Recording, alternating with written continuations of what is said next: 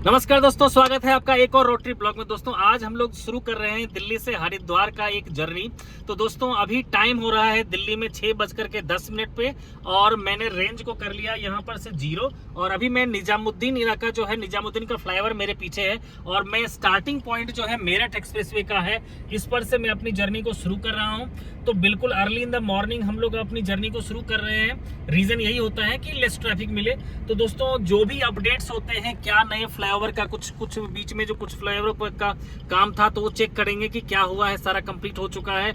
और कुछ जो है टोल टैक्स में कुछ अपडेट्स आने वाले थे, तो उसमें क्या क्या चीज अपडेट्स आए हैं वो सारा इन्फॉर्मेशन आपके साथ में शेयर करूंगा। तो मेरे साथ वीडियो में बने रहिए। जो नए सब्सक्राइबर होंगे, नए व्यूअर होंगे, प्लीज मेरे चैनल को सब्सक्राइब कर लिए। तो जर्नी को हम लोग शुरू कर लेते हैं। तो दोस्तों जैसे दिख रहा है आपको साइन बोर्ड पे यहाँ पर कि यहाँ से हम लोग अभी स्टार्ट कर रहे हैं। हापुड़ बता रहा 55 kilometre, Meerut 72 kilometre, Moradabad 161 kilometre. तो दोस्तों यहाँ पर जो है जर्नी स्टार्ट करने में सबसे बढ़िया चीज़ यही होती है कि ये जो 70 किलोमीटर का जो ये पैच है हमारा, जो एक्सप्रेसवे का है, इसको ट्रेवल करने में हमें ना के बराबर टाइम लगता है, बिल्कुल भी हमें पता नहीं चलता है। ठीक है, तो उसके बाद का जो डिस्टेंस है वो बिल्कुल 4 लेन जैसा होता है। तो नॉर्मली जो है पहले भी वैसा ही रोड था। ठीक है, तो अभी हम लोग अर्ली इन द मॉर्निंग निकल चुके हैं। अर्ली निकलने का रीज़न मेरा यही था ताकि जो है दिल्ली की जो है ट्रैफिक जो है हमारे रास्ते में जो है वो ब्रेकर का काम ना करे।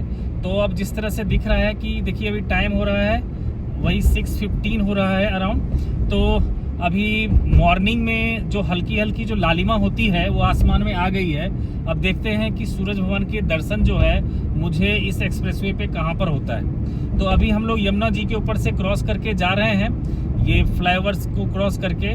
और अभी इस फ्लाईओवर को क्रॉस करने के बाद लेफ्ट साइड में आ जाएगा हमारा जो सबसे पॉपुलर अक्षरधाम टेम्पल है वो आता है। ठीक है, और सामने जो है फ्लाईओवर आती है जो कि आपको कनेक्ट करती है नोएडा से। तो अभी हम लोग आगे बताते हैं आपको जो भी अपडेट्स आते हैं।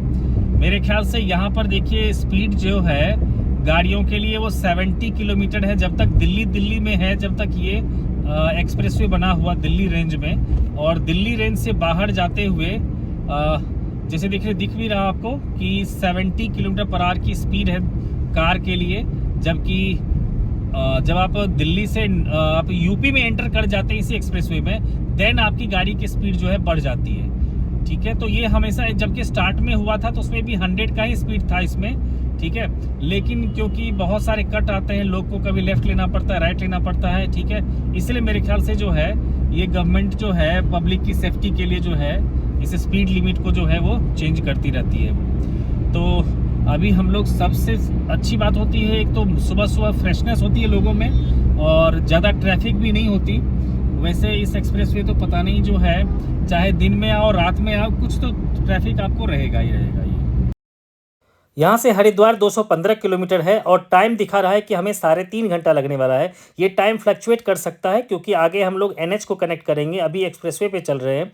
तो एनएच पे फिर हो सकता है कि ट्रैफिक ज़्यादा कम हो सकता है, उसके अकॉर्डिंग टाइम फ्लक्चुएट कर सकता है।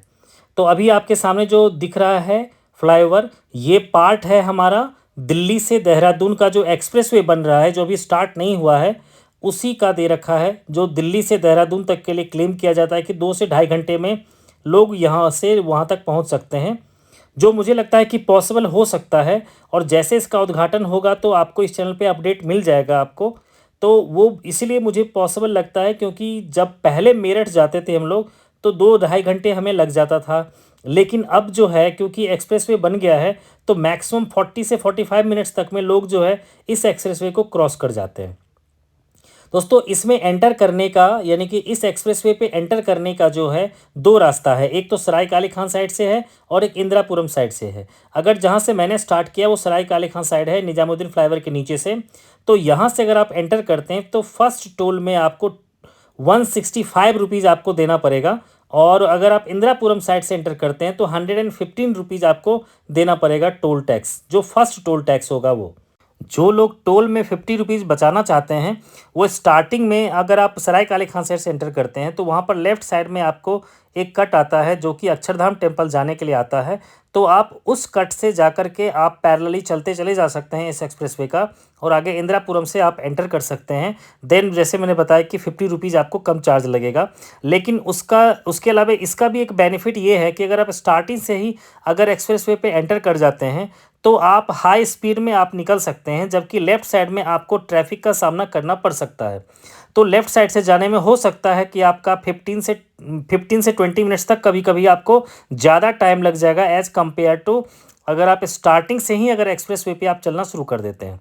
आप इसी रास्ते से फॉलो करते हुए आप नैनीताल तक भी जा सकते हैं, लेकिन उसके लिए जहाँ से स्टार्ट होता है एक्सप्रेसवे वहाँ से 25 किलोमीटर के बाद एक कट आता है, मैं आपको आगे बताऊंगा। वहाँ से लेफ़्ट लेकर के आप नैनीताल चले जा सकते हैं, जो लगभग 280 किलोमीटर यहाँ से है। यहाँ से देखिए गाज़ियाबाद के लिए लगभग जो है 1 किलोमीटर के बाद जो है ये एग्ज़िट आ जाएगा गाज़ियाबाद जाने के लिए या फिर अलीगढ़ जाने के लिए।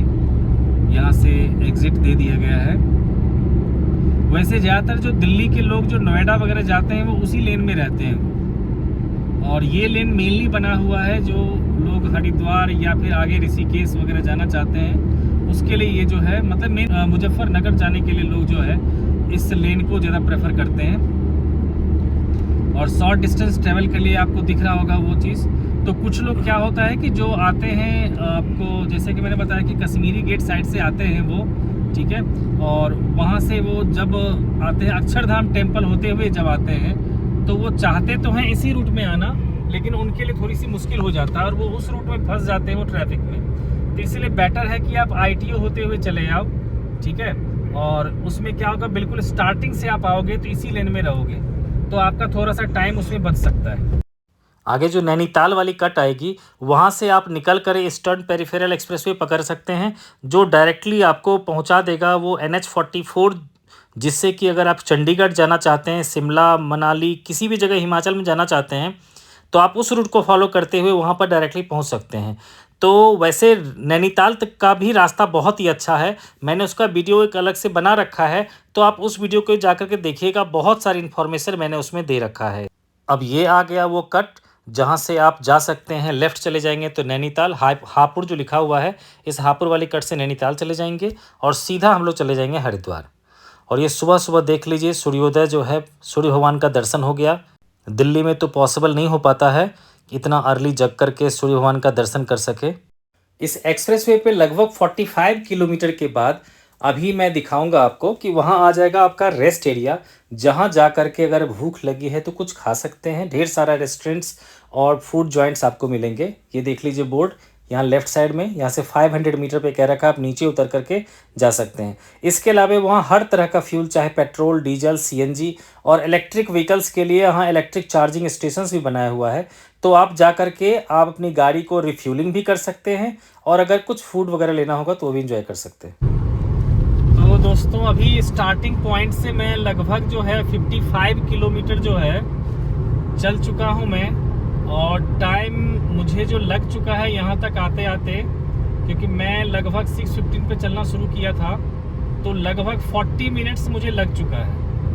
तो क्या है कि मुझे थोड़ा सा जो नॉर्मली जो है लोगों को ये 30 मिनट्स में ही लोग पहुँच जाते हैं इतना दूर तक, लेकिन मुझे टाइम थोड़ा ज़्यादा इसलिए लगा कि एक तो मैं आराम से चल रहा हूँ, दूसरा स्टार्टिंग में आपको पता है कि दिल्ली तक के रीजन में जो था स्पीड लिमिट था 70 का।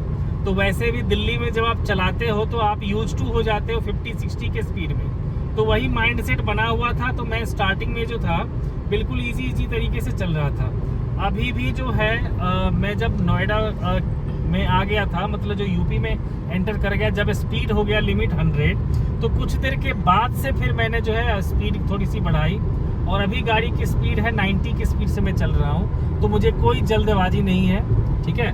तो जो अच्छे ड्राइवर होंगे, जिनको जल्दबाजी होंगे, वो 10 मिनट पहले इस जगह पे पहुंच जाएंगे। तो अभी भी लगभग जो है ये जो बचा हुआ है एक्सप्रेसवे, लगभग 13-14 किलोमीटर अभी डिस्टेंस बचा हुआ है, और जिसको मुझे लगता है कि 10 मिनट्स में मैं इसको पार कर लूँगा। लेकिन उससे पहले आ गया हमारा इस रूट का पहला टोल प्लाजा। ये काशी टोल प्लाजा है, जहाँ पर हमें टोल टैक्स लगा है 165 रुपीज़, और यहाँ आते आते तक टाइम हो चुका 6:50। देखो एक बहुत अच्छा गवर्नमेंट की पॉलिसी आई है कि अगर आप 3000 रुपीज़ अगर आप पर ईयर पे कर देते हो तो आपको टोल जो है नहीं देना पड़ेगा। अगर ऐसा जो है वाकई पॉलिसी अगर गवर्नमेंट अप्लाई कर दे तो मेरे ख्याल से बहुत सारे जो ट्रैवलर हैं उनको तो सबसे ज़्यादा बेनिफिट होने वाला है। और वैसे कोई भी इंसान ऐसा नहीं होगा जिसको कोई नुकसान होगा, ठीक है, क्योंकि हर एक ट्रिप आप कहीं भी जाते हो तो लगभग आप मान के चलो कि जैसे कि मेरा वही ट्रिप है, अगर राउंड ट्रिप मेरा अगर 500 किलोमीटर का होगा, ठीक है, तो आप मान के चलो कि अराउंड जो है 500-600 रुपीज़ जो है मुझे लग ही जाएगा उसमें टोल में। तो 3000 अगर मुझे साल में देना पड़ता है तो ये तो बहुत ही अच्छी बात हो जाएगी, ठीक है, क्योंकि कोई भी जो है आराम से इतना जो है डिस्टेंस तो ट्रैवल कर ही लेता है जिसमें उसकी इतनी पूरी रिकवरी हो जाए। तो अब जब भी होगा तब देखेंगे, आपको भी अपडेट करेंगे। यहाँ से राइट लेकर के आप मेरठ सिटी की तरफ जा सकते हैं। वैसे मेरठ सिटी का आपको ढेर सारा कट भी आगे मिलेगा। ये जो राइट साइड में आपको दिख रहा है मेट्रो लाइन, वो बेसिकली आरआरटीएस का हिस्सा है। आरआरटीएस होता है रीजनल रैपिड ट्रांजिट सिस्टम, जिसमें जो दिल्ली एनसीआर का इलाका है उसको दिल्ली से कनेक्ट करने के लिए जो फास्ट ट्रेन का रूट बनाया जाता है उसी को आरआरटीएस कहते हैं। इस पर ये अभी जो आप देख रहे हैं ये है दिल्ली गाजियाबाद मेरठ का आरआरटीएस रूट, जिसमें ट्रेन की स्पीड 180 किलोमीटर पर आवर की तक हो सकती है। ये इस रूट का आ गया सेकंड टोल, सिवाई टोल प्लाजा, जहां पर टोल टैक्स लगा 110 रुपये। और यहां तक आते आते हमारा टाइम हो चुका है 7:27।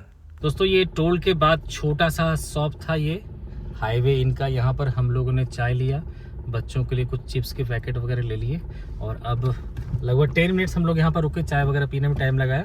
तो अब हम लोग आगे जर्नी शुरू कर रहे हैं। अभी टाइम हो रहा है 7:46 और अभी तक मैं जो स्टार्टिंग पॉइंट से 85 किलोमीटर ही सिर्फ आया हूँ। इस रूट पे ड्राइव करते वक्त आपको थोड़ी सी सावधानी रखनी पड़ेगी, क्योंकि कभी कभी दूसरे तरफ से अपोजिट साइड से भी या फिर किसी कट से कोई भी लोग ईजिली आ जाता है इस रास्ते पर। तो इन चीज़ों को ध्यान रख करके ही आपको अपनी ड्राइविंग करनी है। इसके साथ साथ स्पीड कैमरा का भी आपको ध्यान रखना है। तो अब देखिए जो स्पीड लिमिट का आ गया है वो अब 70 हो गया है इस रूट पे। और मैं अभी चल चुका हूँ अपने जहाँ से स्टार्ट किया था मैंने, तो वहाँ से लगभग मैं 92 किलोमीटर चल चुका हूँ और टाइम हो रहा है 7:53, यानी कि अराउंड जो है 1 घंटा और 1.5 घंटा मुझे जो है ऑलमोस्ट टाइम जो है लग चुका है। हरिद्वार जा रहे हैं तो कोशिश करें कि आप गंगा आरती में ज़रूर शामिल हो। गंगा आरती में जो टाइमिंग है, समर का टाइमिंग है सुबह 5 बजे से लेकर के सुबह जो है 6:45 तक होता है और शाम में 5:30 बजे से लेकर के 7 बजे तक होता है। वहीं विंटर में इसका टाइमिंग होता है 6:30 बजे सुबह से लेकर के 7 बजे तक का टाइम होता है और शाम में जो है 5 बजे से लेकर के 5:30 बजे के बीच में होता है। तो ये टाइम थोड़ा बहुत फ्लक्चुएट कर सकता है, इसीलिए बेटर एडवाइस आपके लिए होगा कि आप 1 घंटा जो टाइम का स्लॉट है उससे 1 घंटा पहले आप वहाँ पहुँच जाएं, क्योंकि इतनी ज़्यादा रश होती है कि आप आगे से नहीं देख पाएंगे, फिर आपको बहुत दूर से देखना पड़ेगा। तो इसीलिए अगर अच्छी तरह से आपके पास अगर इनफ टाइम है तो आप 1 घंटा पहुँच करके उस शेड्यूल टाइम से आप वहाँ पहुँच करके आरती को देख सकते हैं, जो कि बहुत ही मनोरम दृश्य होता है। हरिद्वार में आप मनसा देवी मंदिर और चंडी देवी मंदिर भी विजिट कर सकते हैं, जहां पर आप पैदल और रोपवे दोनों से ही यहाँ जा सकते हैं। मनसा देवी मंदिर बिलू पर्वत पर है, जहां तक जाने के लिए आपको लगभग 600 से 700 सीढ़ी चढ़ के जाना पड़ेगा और चंडी देवी मंदिर जाने में और भी ज़्यादा लगभग 1200 से 1300 सीढ़ी तक हो सकता है आपको जाना पड़े। तो इससे बेटर है कि आप रोपवे से चले जाइए। तो रोपवे में आप दोनों जगह जा सकते हैं और दोनों का कंबाइंड चार्ज एक एडल्ट के लिए यानी कि बड़े लोग के लिए 450 रुपये है, जिसमें से आपको मनसा देवी मंदिर भी ले जाएगा और चंडी देवी मंदिर भी ले जाएगा और फिर लेकर के आज भी जाएगा। और वहीं बच्चों के लिए 225 रुपये है। तो बेटर होगा कि आप रोपवे से जाएं।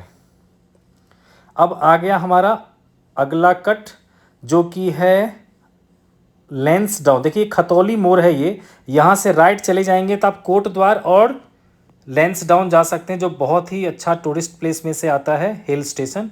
और आपके लेफ्ट में आपको आता है चीतल ग्रांट। तो जब आप उधर से आते हैं तो आप चीतल ग्रांट को देख करके समझ लीजिएगा कि यहीं से हमें कोट द्वार और लैंसडाउन के लिए टर्न लेना है। अगर आप सीएनजी कार ऑनर हैं तो सीएनजी आपको पूरा रास्ता मिलता चला जाएगा। लेकिन बेटर होगा कि आप मुजफ्फरनगर तक में गाड़ी में सीएनजी रिफ़िल करवा लें, क्योंकि उसके बाद इसका रेट बढ़ जाता है। मुजफ्फरनगर तक में यानी कि आप मेरठ से मुजफ्फरनगर तक में कहीं भी सीएनजी रिफ़िल करवाते हैं तो 85 रुपीज़ और कुछ पैसे पर केजी के हिसाब से आपको सीएनजी लगेगा। मेरी भी गाड़ी सीएनजी पे चलती है, तो मैंने दिल्ली में भरवा लिया था। उसके बाद इस रूट पर मैंने एक बार रिफ़िल करवाया था जो 3 केजी का भरवाया। उसके बाद फिर राउंड ट्रिप पे मैं गया था, तब जाकर के मेरठ में मुझे भरवाने की ज़रूरत महसूस हुई थी। तो यहाँ पर खाने का भी आपको हर तरह का ऑप्शन मिलेगा, बढ़िया बढ़िया ढाबा मिलेगा, ढेर सारा ईटरीज फूड जॉइंट्स मिलेगा। इस रूट पे आपको हर तरह का फूड मिलेगा, चाहे नॉर्थ इंडियन हो, कॉन्टिनेंटल हो, इटालियन हो, हर तरह का फूड आपको मिलेगा। तो अर्ली इन द मॉर्निंग होने के कारण हम लोग ने ज़्यादा भूख लगी नहीं थी, तो इसलिए हम लोगों ने डिसाइड किया था कि हम लोग ड्राइव थ्रू से बर्गर लेंगे और फिर हम लोग आगे जर्नी को कंटिन्यू करेंगे। तो आगे हम लोग इसमें लेने वाले हैं। तो इस रास्ते में क्या है कि अगर आप किसी ढाबे पे रुकते हैं तो बच्चों के लिए एक वॉशरूम वगैरह सबका भी एक्सेस हो जाता है, जो नीट एंड क्लीन वॉशरूम मिलता है। तो हम लोग अब पहुंच गए हैं बर्गर किंग के ड्राइव थ्रू में। यहाँ पर हमने ऑर्डर दिया, हमें 80 रुपीज़ में 2 बर्गर का उन्होंने ऑप्शन दिया था। तो हमने 6 बर्गर इस तरह से ऑर्डर किए जो हमें 250 रुपीज़ का पड़ा। तो हमने 6 बर्गर यहाँ पर लिया ड्राइव थ्रू में। तो फाइनली जो है आ गया फूड। बोला 3 मिनट वेट करना पड़ेगा, एक तो वैसे ही बहुत देर वेट किया मैंने। तो ये ड्राइव थ्रू थोड़ा सा जो है टाइम टेकिंग है यहाँ पर, बट ठीक है, प्राइस भी ज़्यादा नहीं था। और अब टेस्ट देखेंगे अब कैसा है, आगे चलते हैं फिलहाल, क्योंकि मैं बहुत ज़्यादा लेट हो चुका हूँ। मैं एक तो मैं स्लो चल रहा हूँ और ऊपर से जो है, तो देखिए अभी टाइम हो रहा है 8:19 हो रहा है टाइम। और मैं अभी तक जो चला था स्टार्टिंग पॉइंट से दिल्ली में, वहाँ से 112 किलोमीटर सिर्फ आया हूँ मैं, जबकि मैं वहाँ से चला था 6:15 में। तो अराउंड मैंने 2 घंटे लगा दिए हैं। यानी कि मेरा एवरेज जो स्पीड रहा है वो 50 का रहा है, क्योंकि मैं हाईवे पे भी ज़्यादा तेज़ नहीं चला था। और अभी बीच में जो है ये, इसके लिए मुझे लगभग 10 से 15 मिनट मुझे जो है वेट करना पड़ गया। वैसे बहुत अच्छा कंसेप्ट है ड्राइव थ्रू का, क्योंकि गाड़ी पार्क करो, फिर पार्किंग के लिए देखो, उसके बाद फिर जाओ ऑर्डर करो। उससे अच्छा है कि चलो चलते चलते जो है लेते हुए चलते चले जाओ। वैसे ये सारा चीज़ फॉरेन में ज़्यादा पॉपुलर है, लेकिन इंडिया के लिए तो ये बिल्कुल नया ही है। तो बच्चों कैसा है बर्गर का टेस्ट? बहुत अच्छा, बहुत अच्छा। ऐसा तो नहीं लग रहा है ना कि कोई यूज़ नहीं करता होगा, बहुत दिन का पुराना पड़ा हुआ कुछ चीज़ दे दिया उसने? नहीं, बहुत अच्छा है। चलो बहुत बढ़िया, क्योंकि देखो प्राइस भी जो था बहुत ही सस्ता ही था। 79 का 2 था बर्गर, तो टैक्स वैक्स लगा के मुझे 250 रुपीज़ का जो है मुझे देना पड़ा 6 बर्गर के लिए। तो जेन्युइन प्राइस था। वैसे तो ये मिनिमम वाले था, उससे ऊपर जितने भी आप चाहो तो जा सकते हो। तो दोस्तों एक रास्ता यहाँ से भी है जो शामली होते हुए देवबंद होते हुए चली जाती है रास्ता, और जो पहले का रास्ता था वो यही था रास्ता। लेकिन अभी आपको पता है देहरादून दिल्ली एक्सप्रेसवे जो बन रहा है उसके कारण जो है बहुत सारा वहाँ पर ट्रैफिक आ जाता है। तो इसीलिए ये रास्ता जो है अभी ये नेविगेशन भी नहीं बताता है इस रास्ते को जाने के लिए, और मैं भी नहीं जा रहा। मैं जाऊँगा हरिद्वार होते हुए, मैं जाऊँगा हरिद्वार ऋषिकेश से पहले कट आ जाएगा, वहाँ से देहरादून होते हुए मैं जाऊँगा, क्योंकि इस रास्ते में क्या है कि बहुत ट्रैफिक जो है। हरिद्वार से घूमने के लिए मैक्सिमम 100 किलोमीटर रेडियस पर कौन कौन से टूरिस्ट डेस्टिनेशन आते हैं उसकी इन्फॉर्मेशन भी मैं आपको देने वाला हूं इसी वीडियो में। तो वीडियो को पूरा देखिए। जो नए लोग हैं प्लीज़ चैनल को सब्सक्राइब कर लीजिए, और अगर इन्फॉर्मेटिव लगा है तो दूसरे लोगों को, अपने दोस्तों को, रिश्तेदारों को शेयर ज़रूर कीजिएगा। इसके अलावा मैं आपसे आग्रह करूँगा कि आपको कोई भी क्वेरी हो और अगर कुछ भी सजेशन देना चाहते हैं तो कमेंट बॉक्स में आप ज़रूर हमें बताएं, हमें अच्छा लगेगा। पूरे रूट पे बहुत ही अच्छा रोड है, कहीं भी किसी तरह की प्रॉब्लम नहीं है। अब आ जाएगा हमारा इस रूट का 3rd टोल जो है छप्पर टोल प्लाजा। यहाँ पर टोल टैक्स है 60 रुपीज़, और यहाँ आते आते तक टाइम हो गया है 8:50। हरिद्वार के नियर बाय टूरिस्ट डेस्टिनेशन में से ऋषिकेश आता है सबसे पहले, जो है 20 किलोमीटर दूर। राजा जी नेशनल पार्क है जो 18 किलोमीटर पड़ेगा आपको। नीलकंठ महादेव मंदिर है वो भी 30 किलोमीटर पड़ेगा। देवप्रयाग आप जा सकते हैं, 95 किलोमीटर यहाँ से पड़ेगा। उसके बाद कुंजपुरी देवी मंदिर जो है वो 28 किलोमीटर पड़ेगा। और मसूरी जो हिल स्टेशन है वहाँ तक जाते जाते आपको लगभग टाइम लगेगा 2 घंटे, और डिस्टेंस ट्रेवल करना होगा आपको 85 किलोमीटर। और ये उत्तराखंड का एंट्री गेट बन रहा है। वो ऐसे हरिद्वार के पास में 10 किलोमीटर दूर ये जो ऋषिकेश पड़ता है, हरिद्वार से जाने से अच्छा तो वहाँ पर लोग नहा ले, तो लोग यहाँ पर यहीं पर क्यों नहाते हैं? देखो बेटा, वैसे तो 10 किलोमीटर नहीं, लगभग 20 किलोमीटर करीब पड़ता है, 20-22 किलोमीटर। लेकिन देखो क्या है ना कि जो ऋषिकेश है ना वो भी पहाड़ पे ही है, तो वहाँ पर जो गंगा जी का जो फ्लो है वो बहुत तेज है।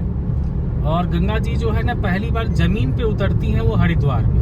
और दूसरी बात क्या, देखो हरिद्वार में ना बहुत ज़्यादा स्पेस होने के कारण गंगा जी की जो मेन जो धार है ना उसको कई पार्ट में डिवाइड कर दिया गया। इसलिए क्या होता है ना कि हर एक जगह पर जो है ना प्रेशर ज़्यादा नहीं होता। इसलिए क्या होता है कि लोगों के लिए जो है ना नहाना वहाँ पर सेफ है। इसलिए ज़्यादातर लोग जो है ना प्रेफर करते हैं कि हरिद्वार में ही नहाएं। वैसे ऋषिकेश का भी अपना अपना इम्पोर्टेंस है। अब यहाँ से हरिद्वार लगभग 20 किलोमीटर बचा हुआ है, और हमारे अब लेफ्ट साइड में आने वाला है पतंजलि योग पीठ, जो बाबा रामदेव के कारण काफ़ी फेमस है। और ये आ गया last toll plaza, Bhadrabal toll plaza, जहाँ 125 रुपये का टोल टैक्स लगा है। और यहाँ आते आते तक टाइम हो गया है 9:27। तो अब यहाँ से मुश्किल से 20 मिनट लगने वाले हैं, 15-20 मिनट लगेगा हमें मेरे ख्याल से वहाँ पहुँचते पहुँचते तक, हरिद्वार पहुँचने तक, क्योंकि ज़्यादा डिस्टेंस नहीं है अभी। तो दोस्तों आपसे रिक्वेस्ट है, एक बार जय गंगा मैया कमेंट बॉक्स में ज़रूर लिखिए। और हम लोग अब पहुँच गए हैं हरिद्वार के स्टार्टिंग पॉइंट पर। अभी आ जाएगा सबसे पहले ओम घाट आता है, जिसमें से ओम की जो आकृति बनी रहती है। तो अब हम यहाँ पहुँचने वाले हैं। ये देखिए बहुत ही सुंदर गंगा मैया, और ये रहा हमारा प्रसिद्ध ओम घाट। तो दोस्तों ये 215 किलोमीटर का जर्नी मैंने लगभग 4 घंटे में कंप्लीट किया। तो आपसे आशा करता हूँ कि आप मेरे चैनल को ज़रूर सब्सक्राइब करेंगे, वीडियो को लाइक कीजिए। Thanks for watching. मिलते हैं आपसे नेक्स्ट वीडियो में।